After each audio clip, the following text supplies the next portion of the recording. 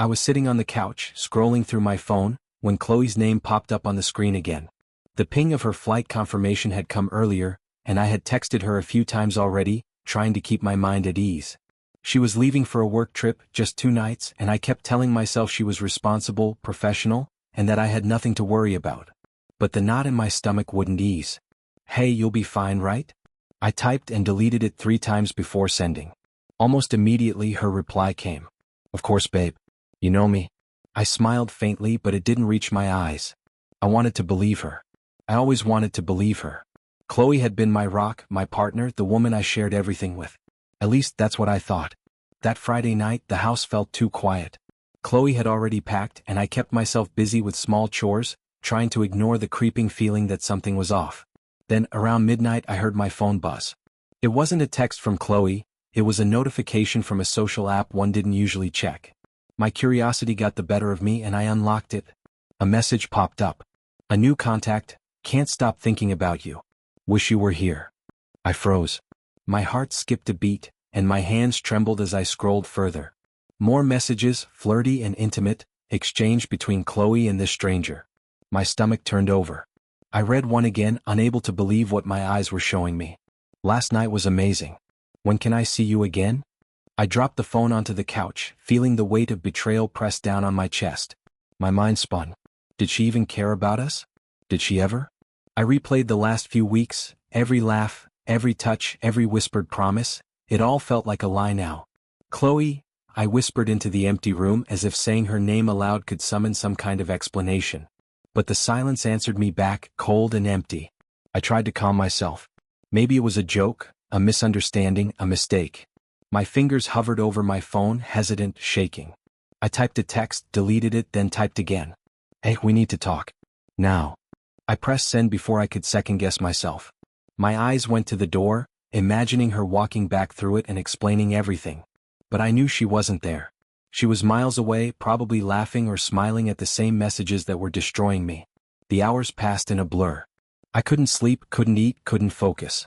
Every time my phone buzzed, my heart leapt and then sank, hoping for Chloe, dreading her. I kept replaying every conversation we had, every night we spent together, wondering where I had gone wrong, what I had missed, and why I wasn't enough. By morning, my thoughts were a tangled mess of fear, anger, and heartbreak.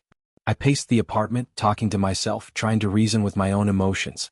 She wouldn't do this. She can't. Not Chloe. But deep down, I knew I was already facing a truth I wasn't ready to accept. The images in my mind wouldn't stop. The flirtatious words, the late-night messages, the intimacy that wasn't meant for me. Later that day, I tried calling her, my voice cracking as I forced myself to speak normally. "Chloe, we need to talk. Please. Just tell me it's a mistake." Her voice on the phone was calm, professional. "I'm busy with work, babe. We can talk later." Later. That one word felt like a punch to the gut. I wanted it now. I needed it now. My mind refused to wait. I ended the call and sank onto the couch, burying my face in my hands. I felt tears welling up, hot and fast, as I struggled to keep control. This wasn't just about a message or a mistake. This was about trust, about love, about the life I thought I had built with Chloe, and realizing it might never have existed the way I believed. I thought about Marcus, my best friend, the one person I could call for clarity. But I didn't want to hear advice. I didn't want to be told to calm down, to breathe, to let it go. I wanted answers.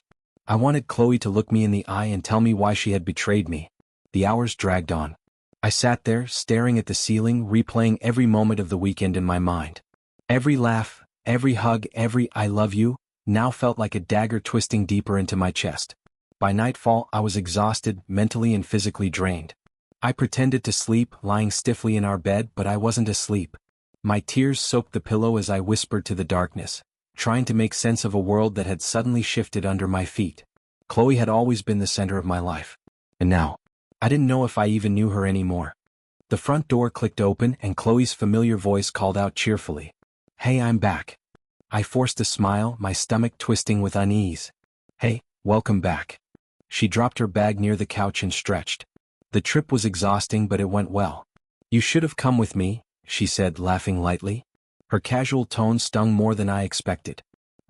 I just wanted to hear how it went," I said, keeping my voice steady. "Did everything go smoothly?" "Of course," she replied, brushing past me. "Nothing out of the ordinary. You worry too much sometimes. I hesitated, searching her eyes for any sign of guilt. There was none. Just that calm, confident smile I had always trusted. But my chest tightened. Something was off. Chloe, can I ask you something? I started slowly, careful not to let my suspicion show too plainly. Sure, what is it? It's about your trip. I saw a message on your phone before you left. It seemed personal, flirtatious. Her eyes widened just slightly before settling back into composure. All that? It's nothing. Just someone from work joking around. You're reading too much into it. I don't know, I murmured, trying to keep my voice calm. It felt intimate. More than just joking. Chloe chuckled softly, a sound that used to comfort me but now felt like a dagger twisting. I promise you're overthinking. Really, it's nothing. I was busy all weekend, work, meetings, calls, you know how it is. I wanted to believe her. I wanted to trust her completely. But the inconsistencies had already started creeping in. Her stories of the trip didn't always match. The times she said she was in meetings didn't align with the calls I later noticed on her phone log. Small things easy to dismiss, but they planted seeds of doubt. Chloe, I struggled to find the words. I feel like I'm missing something. Why are you so vague about your schedule? She shrugged, leaning against the counter. I'm telling you what I remember. I don't see why you're making this a big deal. I ran a hand over my face, frustrated. It's not a big deal to you, maybe? But I feel confused and worried. I just want honesty. I am being honest, she said firmly, tilting her head. Honestly, you're letting your imagination get the best of you. Everything's fine. Can we not start this again? Her casual dismissal stung. It wasn't the first time she had brushed my concerns aside. The warmth I felt for her was starting to mingle with anger and disbelief. Later that night I called Marcus. Hey, can you come over? My voice was low, tight with emotion. Yeah, he said immediately. What's wrong? It's Chloe. I don't know what to believe anymore. She just got back from her trip and everything seems fine on the surface, but my words faltered. I can't shake the feeling that she's hiding something. I hear you, Marcus said calmly. Take a deep breath. I'll be there in 15 minutes. Don't do anything rash. Let's just talk first. When he arrived, I could feel the grounding presence he always brought. Marcus had been my anchor for years, steady, reliable, the one person I could confide in without fear of judgment. She's acting normal, I confessed, pacing the living room. But there are small things, the way she talks about her trip, the time she says she was busy, the texts I noticed. My voice shook. I can't trust what she's telling me. Marcus nodded, sitting beside me. I get it. It's hard to see the truth when the person you love is deflecting.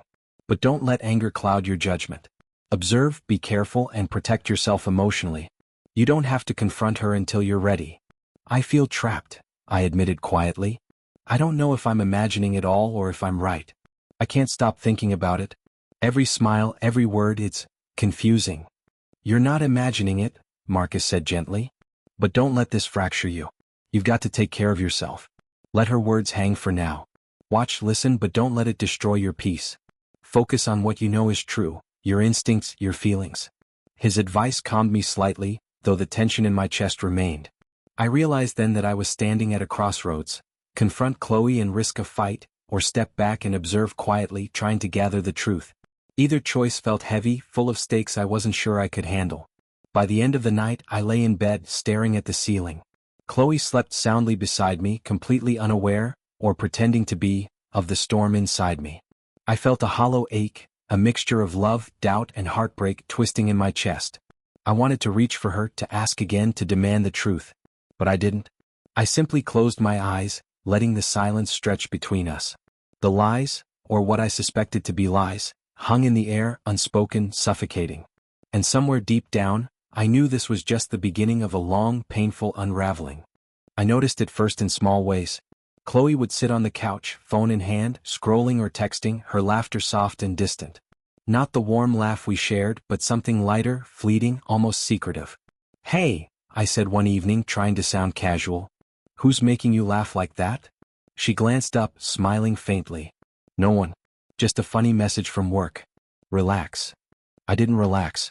My stomach tightened as I watched her tuck her phone onto her lap, as if hiding it from me. Chloe, are you avoiding me? My voice was soft but edged with hurt. What? She asked, pretending to be confused. Avoiding you? No, I'm just tired from today. You worry too much. I clenched my hands. I'm not worrying, I'm noticing. You've been distant all week. Even during dinner, you barely spoke to me. She let out a short laugh. I was thinking, not ignoring you. You're reading too much into things again. I wanted to believe her. I really did. But my mind wouldn't let go. That message, her behavior, it didn't match the woman I married. I stayed quiet for a moment, watching her, letting the tension settle around us. Later, I overheard her on the phone, the tone of her voice casual yet flirtatious. Haha, you're ridiculous. I know. I'll see you soon. My chest tightened, my hands trembling. That laugh, those words, they were ours once, shared in whispered jokes and late-night confessions. Now they belonged to someone else. I took a deep breath and confronted her the next morning. Chloe, who were you talking to last night? She shrugged, sipping her coffee. Just a friend. You're imagining things again. I'm not imagining anything, I said, my voice shaking. I heard you. That laughter, those words. They weren't casual.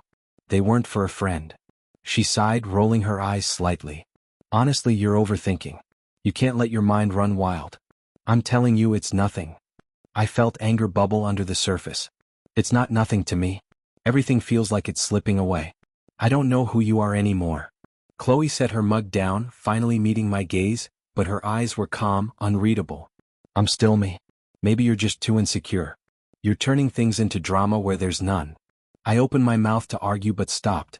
I could feel the futility pressing against me, a weight I couldn't lift.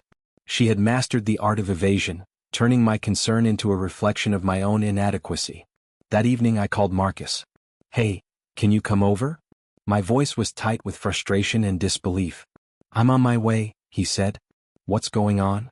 When he arrived, I paced the living room, gripping my hands together. I don't know what to do. She's distant more than ever. I overheard her laughing on the phone last night, and it wasn't with me. It's tearing me apart, Marcus. I can't stop thinking about it. Marcus sat down, steady as always. I get it, man. I know it hurts. But obsessing over it won't change anything. You have to focus on yourself first. Protect your peace. I'm trying, I said, feeling the edge of despair. But every time she smiles or hides her phone, my mind spirals. I feel powerless. Then start with what you can control, Marcus advised. You can't make her act differently, but you can make sure you don't lose yourself. Take care of your routine, your work, your health. Distance yourself emotionally just enough to breathe. I feel like I'm losing her, I whispered. And I don't know how to stop it. Losing her doesn't have to mean losing yourself, he said firmly. Remember who you are. Don't let her behavior define your worth. I nodded slowly, though the pain lingered. I wanted to trust Chloe, to believe she was still the woman I loved. But the shadows between us were growing, thick and suffocating. Every glance at her, every subtle laugh, every hidden conversation was a reminder that the distance wasn't just physical. It was emotional, widening each day. Later, I tried to speak to her directly, hoping for a spark of honesty. Chloe, I need you to be real with me. Is there someone else? She looked at me blankly, tilting her head slightly. What? No. Stop imagining things. I told you it's nothing. You're blowing this out of proportion. I swallowed the lump in my throat, nodding, but inside a storm raged. My instincts screamed otherwise. My mind replayed every moment, every small inconsistency, and I felt the bitter sting of betrayal before any confirmation even existed. That night I lay awake, staring at the ceiling. Chloe slept beside me, phone tucked away, body calm, untouched by my torment. I felt alone, isolated, and powerless. My heart ached with the weight of a love that felt increasingly distant, a bond one feared might already be broken. Marcus had been right. I needed to focus on myself. But how could I, when every smile, every laugh, every subtle evasion reminded me that I was no longer part of the life I thought I shared? I clenched my fists under the sheets, fighting the urge to call her out again, to demand the truth. I couldn't. Not yet. I had to survive this, emotionally, mentally, before confronting the woman I had trusted more than anyone. And as sleep eventually claimed me, I knew one thing with unbearable clarity. The distance wasn't just growing. It had already begun to define the space between us. I never imagined I'd see it with my own eyes. My phone buzzed, a notification from an unfamiliar app. I swiped, curiosity pulling me in, and froze. Text. Photos. Chloe, my wife, smiling with a stranger in a hotel room. Intimate smiles, casual touches, laughter meant for me now belonging to someone else. I dropped the phone, my hands trembling. My mind went blank, then spun into chaos. Every memory of our weekends, our jokes, our closeness, it all felt tainted. Marcus, I whispered, barely able to form the words. My voice cracked. I found something. He stepped closer, concern etched on his face. What is it? I swallowed hard, forcing the words out. Chloe, it's real. Marcus frowned, steady and calm. Show me. I handed him the phone.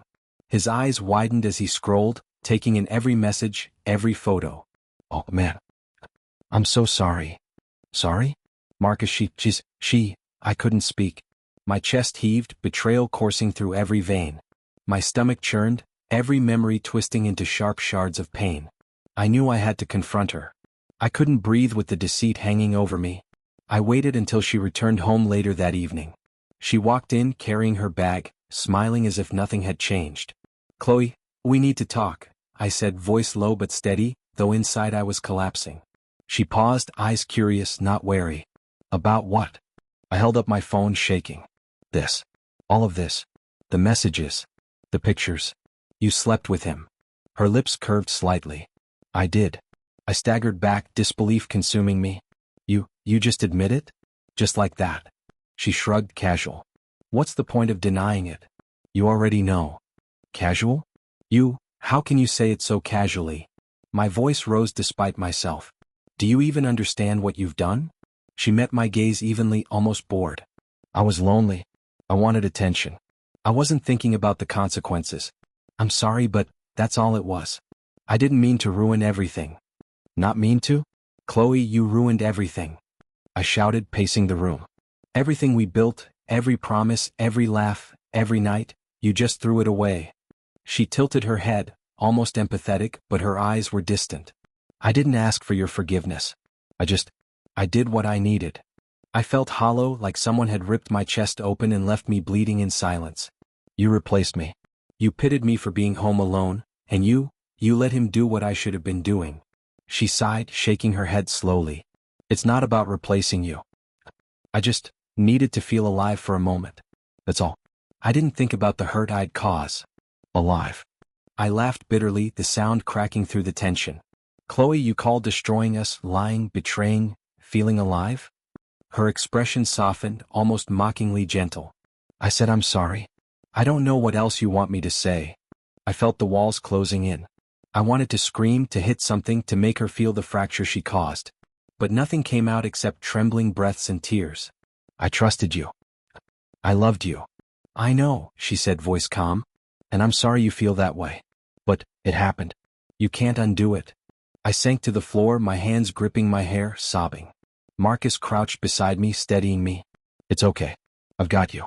Let's get you out of here for a while. No, I need to. My words failed. Every thought was consumed by her betrayal. My heart ached, a deep, relentless pain. I felt used, discarded, and naive. Every memory now bore the shadow of her selfishness. Marcus helped me stand. Come on, man. You need space.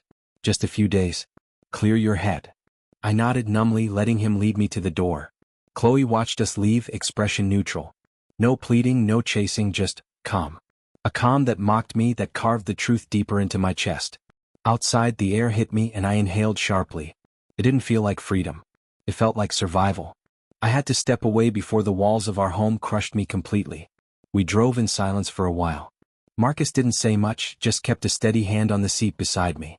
I let the tears fall, my body shaking from the weight of betrayal. I felt hollow and raw, like a puppet with its strings cut, abandoned in the middle of a storm. I don't even know who she is anymore, I murmured. You know who you are, Marcus said firmly. You're not her. You're still you. And that's what matters right now. I wanted to believe him. I clung to his words, letting them anchor me against the surge of anger, grief, and disbelief. The house, the memories, her, everything could wait. I had to survive, emotionally and mentally, before I could face the wreckage of my marriage. For the first time in days, I felt a flicker of clarity. It wasn't about understanding Chloe, not yet. It was about understanding me. Who I was without her. Who I needed to become to survive the storm she created. And in that moment, as we drove away from the house and the life I thought I knew, I realized that survival, my own life, my own self-respect, was the only thing I could control. I couldn't stay another second in that house. Every corner whispered her betrayal, every picture mocked me. I grabbed a bag, shoved in the essentials, and didn't look back. Marcus was waiting outside, calm but alert. "You sure about this?" he asked, voice steady as I climbed into his car. I can't breathe there anymore," I said, my voice tight. "I need space. I need to figure out who I am without all of it." Marcus nodded, understanding without judgment. "Good. You need distance. Let's get you settled first. Then we deal with everything else." We drove in silence, the city lights blurring past. I kept my eyes fixed on nothing, trying to process the relief of leaving mixed with the raw ache of betrayal. My hands fidgeted, twisting the zipper of my jacket, my mind spinning. I don't know how I let myself. I trailed off, shaking my head. I thought we were solid. I trusted her completely." "You did," Marcus said gently. "And that's okay. You gave love. She took it poorly. That's on her, not you." I clenched my fists, tears threatening. "It doesn't feel like it. It feels like I've been erased from my own life." "You haven't," Marcus said firmly. "You're still here. You're still you. And that's what matters. You've got a chance to rebuild yourself, your life, your choices. Start small. One step at a time." I nodded slowly. The idea of small steps seemed almost laughable. Every breath felt heavy, every thought looping around her face, her words, her smirk. But Marcus's calm voice anchored me. The next morning I started with the gym. My body was stiff, my energy low, but with each push-up, each weight lifted, I felt a tiny bit of control returning. Chloe's face didn't appear in my mind with every movement. For a few minutes I was just me, breathing, pushing, existing without her shadow. Afterward, I sat at Marcus's kitchen table, notebook open. Words spilled onto the page. Anger, betrayal, fear, confusion. Writing them down didn't fix anything, but it lightened the weight in my chest. Each line was a small step away from being trapped in her lies. Marcus leaned against the counter, coffee in hand. "You doing okay?" "I think so," I said, forcing a small laugh. "It feels strange being able to breathe without her presence looming over me." "That's good," Marcus said. "You're reclaiming your space. That's what matters." The following days brought her attempts, texts, calls, even emails. Each ping from my phone made my chest tighten.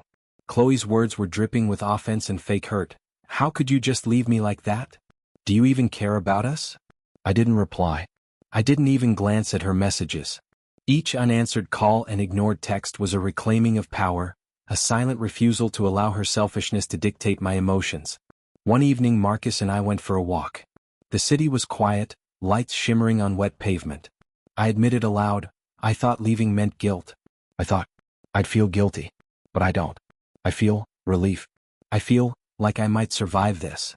"You will," Marcus said. "And not just survive. You'll grow. You'll be stronger because of it. Her actions don't define you. Your choices do." I wanted to believe him. Slowly, with his guidance and presence, I started trusting myself again. I cooked simple meals, planned my day, and returned to routines I'd ignored. Every small victory reminded me, my life was mine, not Chloe's. Some nights, memories would hit, sharp and sudden. A laugh we shared, a touch, a word, her image flickered uninvited. But instead of collapsing under the weight, I wrote it down, closed the notebook, and reminded myself I was safe here, away from manipulation. Marcus never forced me to talk about her. He simply let me exist, offering support without judgment. "You're doing more than surviving," he said one night. "You're learning. You're choosing you. That's the hardest part, and you're doing it." I felt something I hadn't in weeks, a flicker of pride. Not for leaving her, not for hating her, but for standing up for myself, for choosing my sanity, my heart, my peace. One morning I caught my reflection in the mirror. I was tired, a little hollow, but my eyes were clear. No confusion. No desperate hope for her. I realized then fully that this was the first day I'd truly started reclaiming my life. And though Chloe's name still haunted my thoughts occasionally, it no longer controlled my actions. I had begun the journey from betrayal to self-respect, from devastation to rebuilding. For the first time I didn't feel trapped. I felt free. I woke up to sunlight spilling into Marcus's apartment, a quiet calm I hadn't felt in weeks. The first thing I did was stretch, then glance at my phone. Chloe's messages still glowed, ignored.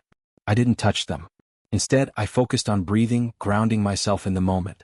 Marcus appeared in the doorway with a mug of coffee. "Morning. Ready for Rowan?" I nodded, rubbing my eyes. "I guess. I don't know what to expect. He's different," Come. You might actually like his approach. Rowan arrived shortly after, carrying a small notebook and a serene smile. He didn't rush or force conversation. He simply settled into the chair across from me. Morning, he said. Marcus tells me you've had a rough few weeks. I swallowed hard. Yeah, I guess you could say that. It's been a lot. Rowan nodded. I understand. Sometimes life shakes us to the core. But that shake doesn't have to break you. It can rebuild you. Marcus raised an eyebrow. See? Calm, right? I tried to meet Rowan's gaze, wary but curious. Rebuild me, how? He leaned back, serene. Meditation, structure, and small victories. You can't control everything around you, but you can control your reactions, your habits, your mindset. Start there. I frowned. I don't know if I can. I've been manipulated, betrayed. I don't trust myself anymore. Rowan smiled softly. Trust is rebuilt, one action at a time. Small steps. Start with breathing. Focus on the present. Next, plan simple goals. Complete them. Let the achievements remind you who you are, not who someone else told you you were. Marcus gave me a supportive glance. I've seen him do it, man. It works. You'll get there. The first day, Rowan guided me through 10 minutes of meditation. I struggled at first. My mind raced with Chloe's laughter, her words, the betrayal that still burned. But Rowan's calm voice, guiding me to notice my breath, to observe thoughts without judgment, anchored me. Your mind will wander, Rowan said quietly. Notice it. Don't fight it. Return to your breath. Hours later we went for a run. Each step was painful, my muscles protesting, but with Rowan and Marcus pacing me, I felt something I hadn't in weeks: agency. I was doing this for me, not for anyone else, not to prove anything. Back at the apartment, Rowan showed me how to set small daily goals. Exercise, journaling, reading. Each achievement, no matter how minor, was a reminder I was reclaiming control. I filled pages with thoughts, fears, and small victories. Seeing them on paper made the chaos in my head seem manageable. One afternoon my phone buzzed again. Chloe. I looked at the screen, fingers twitching. Rowan noticed immediately. What will you do? Block her, I muttered. I can't. I won't let her control me anymore. He nodded. Good. Sometimes the best step forward is to remove the distractions that hold you back. I hesitated, then hit block. The relief was instant. No more notifications, no more guilt, no more manipulation. My chest lightened, and for the first time I felt the beginnings of freedom. Over the next days I followed the routines Rowan suggested. I ran longer distances, tracked my progress, celebrated personal milestones. Each accomplishment built confidence, piece by piece. Chloe's absence, once a source of pain, became a catalyst for independence. One evening Marcus and I sat on the balcony, city lights flickering below. You look different, he said casually. Calmer. Stronger. I smiled faintly. I feel like I'm finally moving forward. Like I'm not just surviving. You're healing, Marcus said. And that's more than most people do after something like this. Rowan joined us silently, placing a hand on my shoulder. Healing isn't about forgetting or forgiving immediately. It's about rebuilding your foundation. You've started that. Keep going. I looked out at the city, inhaling deeply. The tension in my shoulders loosened. For the first time, I didn't feel trapped by her betrayal. I felt capable. Like the pieces of me she tried to break were slowly fitting back together. Later that night, alone with my journal, I wrote, I am reclaiming myself. Each step is mine. I am not defined by her choices. I'm stronger than my pain. The words felt true. Not empty platitudes. Truth. I realized that day, sitting on Marcus's couch, Rowan's guidance still echoing in my mind, that rebuilding was not just about action, it was about belief. Belief in myself, my strength, my ability to survive and grow. And slowly, for the first time in weeks, I believed. I hadn't planned to go back home so soon, but something in me felt ready. Months had passed since I left, and life with Marcus and Rowan had reshaped me. I wasn't desperate or aching anymore, I was curious. Curious about how Chloe's world looked without me. Marcus gave me a knowing look as we drove. You ready for this? He asked.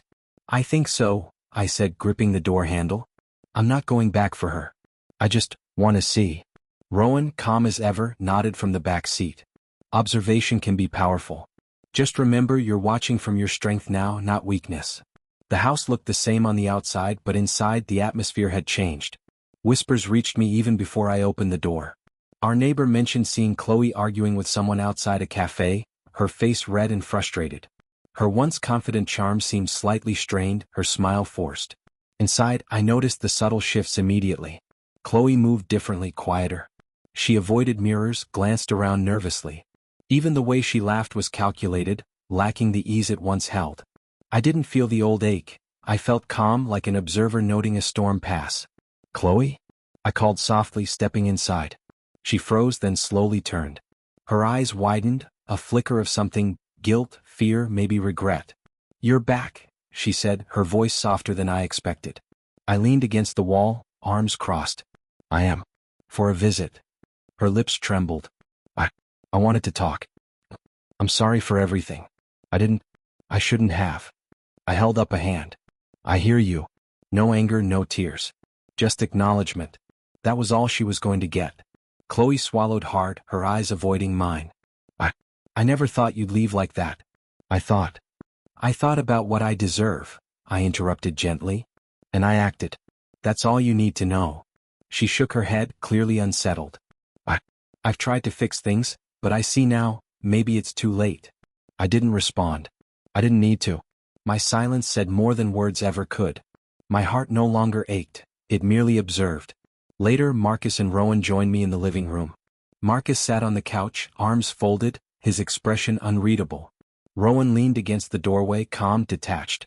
"She's changed," Marcus said quietly. "You're seeing it, right?" I nodded. "She's facing the consequences.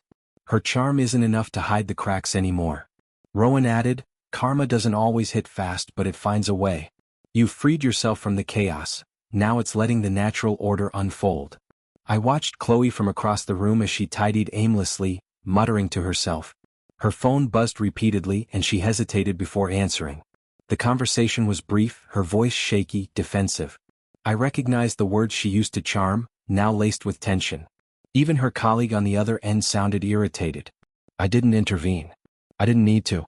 I was no longer the one she could manipulate. I had detached and the power shift was complete. Later that evening, Chloe approached me hesitantly. "Can we talk? Really talk?" I considered her for a moment, then nodded slowly. "We can. But just talk. Nothing else." She seemed relieved yet nervous. I never meant for any of it to hurt you. I was selfish, careless. I wish I could take it back." I inhaled deeply. "You can't. That's the point. But I can choose how I respond now." Her eyes glistened, but I didn't flinch. "I forgive you?" "I don't even need that. You need to learn, live with it, and move forward yourself." She bit her lip, nodding slowly. "I understand." Marcus, standing behind me, gave a subtle nod of approval. Rowan's calm smile reinforced what I already knew. I wasn't weak. I hadn't been broken. I had grown stronger, detached, and capable of observing without being consumed. As I left the house later that night, I glanced back. Chloe was on the porch, watching me go, a shadow of regret across her features. I felt nothing but clarity. Life had a strange way of balancing itself. "Seeing karma in motion isn't about revenge," Rowan said quietly as we drove away. "It's about realizing you're free from it. The world corrects itself. You just needed to step out of the way." I nodded, breathing in the cool night air. I felt light, unburdened.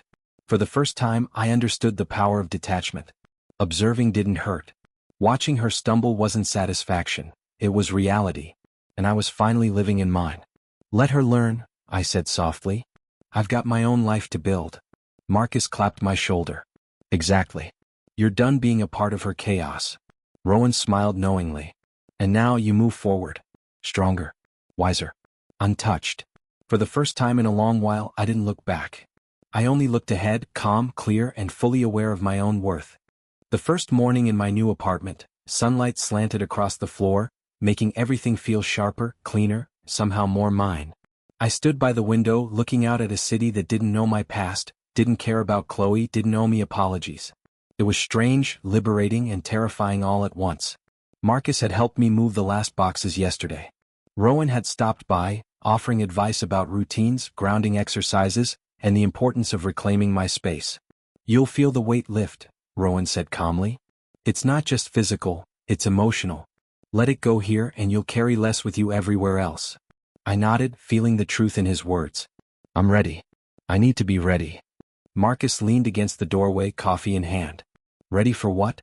Life, freedom, or avoiding that chaos forever?" All of it, I said, letting the warmth of the mug settle in my hands. I'm done living in her world. Done letting her define me. Rowan smiled. Good. Now build your own. That afternoon I went for a long run.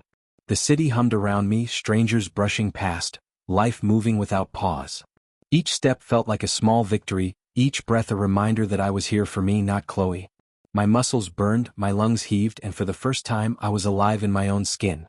When I returned, Marcus was waiting with a notebook open on the counter. Journaling, he said. Small steps. I sat down, pen in hand, and began writing. My life isn't defined by her. My choices are mine. My peace is mine. Hours passed. I blocked Chloe on social media, ignored her calls, and didn't flinch at her occasional messages asking why I had disappeared. Some tried guilt, some tried charm. I deleted them all. My phone felt lighter. My mind felt lighter. That evening Marcus and Rowan came by again. We cooked dinner together, laughing over the mess we made in the kitchen. For the first time in months, I wasn't replaying conversations, checking hidden messages, or worrying about betrayals. I was simply present. You've changed, Marcus said, passing me a plate of pasta. You're calmer, stronger. I feel stronger, I admitted. Like I finally remember what it's like to exist without fear of betrayal hanging over me. Rowan nodded. It's the reward for stepping away. Not running from pain, but choosing yourself over it. That night, I sat by the window again, the city lights blinking like distant stars. Chloe's face crossed my mind for a moment, brief like a shadow passing in the sun. I let it go. She was no longer my anchor, my obsession, my heartbreak. She belonged to her choices, I belonged to mine. Over the next few weeks, I immersed myself in work, fitness, and small goals I had put off for years. I met new people, formed new connections, and learned how to enjoy meals, laughter, and silence without anyone else's approval. Every accomplishment, however tiny, felt monumental. Every night I went to sleep proud of myself instead of angry, empty, or betrayed. One afternoon I ran into a colleague from my old job, someone who had noticed my absence but hadn't known why. You look different, he said. Happier, more solid? I smiled.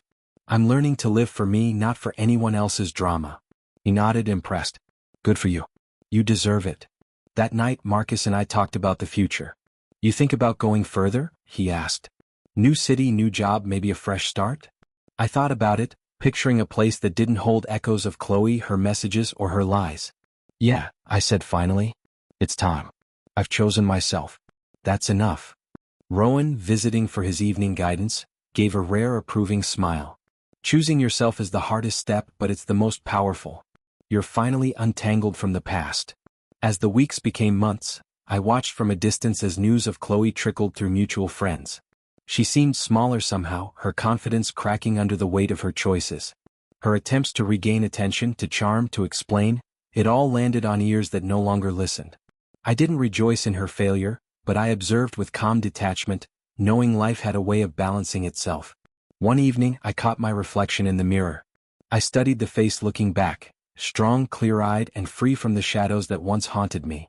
A quiet pride swelled in my chest. I whispered almost to myself, losing her didn't break me. Loving myself saved me. I walked to the window watching the city glow. Marcus joined me, leaning on the railing. You've come a long way, he said. I have, I replied. And I'm not stopping. Life is mine now. Rowan appeared at the doorway, serene and composed. Remember this feeling, he said. Every choice, every step you take reinforces it. Your strength isn't borrowed, it's earned. I nodded, letting the words settle. Chloe's chapter was closed. My heart was open again, for possibility, for growth, for me. I wasn't looking for validation, forgiveness, or answers. I only needed myself. The city lights stretched endlessly, and for the first time the future wasn't intimidating. It was mine. I smiled, deep and genuine, feeling an unfamiliar weight lift. I had chosen myself fully, irrevocably. And that choice made all the difference. I'm free, I whispered louder this time. Completely free.